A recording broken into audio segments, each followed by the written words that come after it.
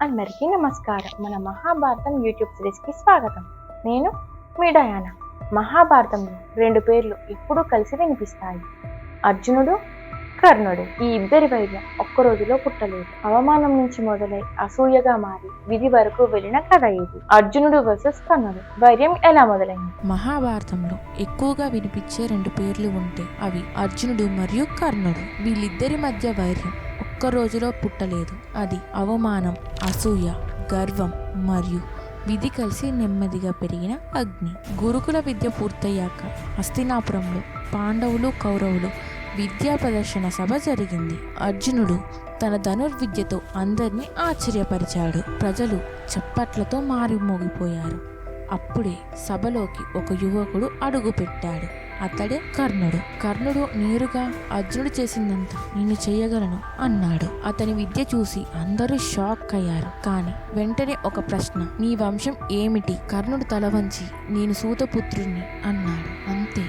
సభలో నవ్వులు, అవమానం, చిన్న చూపు. ఆ క్షణంలో కర్ణుడి హృదయంలో అర్జునుడి పేరు శత్రువుగా మారిపోయింది. అదంతా చూసిన దుర్యోధనుడు ముందుకు వచ్చి, వీరత్వానికి వంశం అవసరం లేదు, ఈ రోజు నుంచి నువ్వు అంగదేశ రాజువి అన్నాడు. ఆ మాటతో కర్ణుడు రాజయ్యాడు.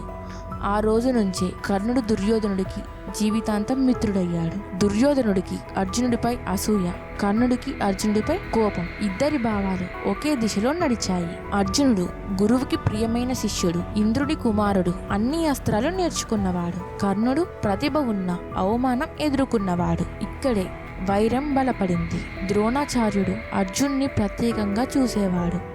అర్జునుడే నా శ్రేష్ఠ శిష్యుడు. ఆ మాట కర్ణుడికి గాయం లాంటిది.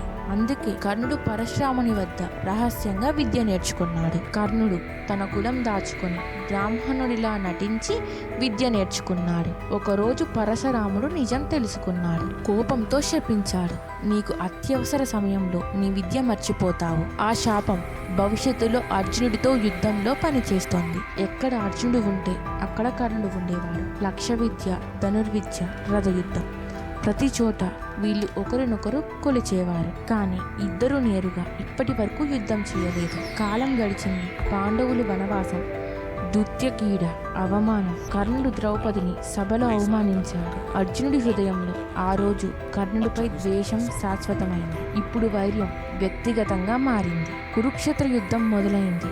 ఇద్దరూ ఎదురెదురుగా నిలబడ్డారు. ఒకరు ధర్మం వైపు, ఒకరు మిత్రత్వం వైపు. ఇద్దరూ మహావీరులే. కానీ విధి ఒకరిని మాత్రమే గెలిపించాలి. అర్జునుడు ఇంద్రుడి కుమారుడు అని అందరికీ తెలుసు. కానీ కర్ణుడు కూడా సూర్యుని కుమారుడని ఎవరికీ తెలియదు. ఇదే విధి వేసిన పెద్ద ముసుగు.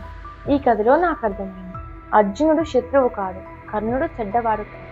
ఇద్దరూ మహానవీరులు. ఒకడు ధర్మం వైపు నిలిచాడు, ఇంకొకడు మిత్రత్వాన్ని పట్టుకున్నాడు. విధి ఒక్కరినే గెలిపించింది, కానీ గౌరవం ఇద్దరికీ దక్కింది. ఈ కథ మాత్రం ఎప్పటికీ బతికే ఉంటుంది. ఈ కథలో మీకేమర్థమైందో కామెంట్లో చెప్పండి.